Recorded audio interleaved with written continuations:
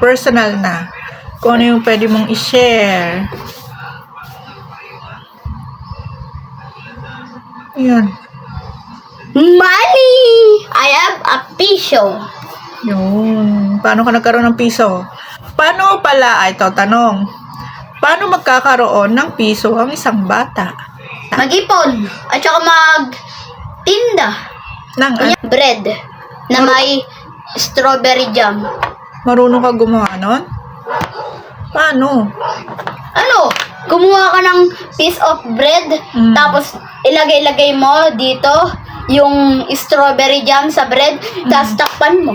Tapos, Basta maayos yung pagtakip mo. tapos yun ang ibebenta mo. Magkano naman benta mo sa ganun? 5 pesos. 5 pesos? Ano? Papangalan ko doon sa signboard, ano? I'm selling bread with the strawberry jam. Yun, ang galing. Ano magiging name ng Name? business mo? Sa business? Ano yung papangalan mo pag nagbenta ka na? Selling bread jam. Yung name? Ang galing.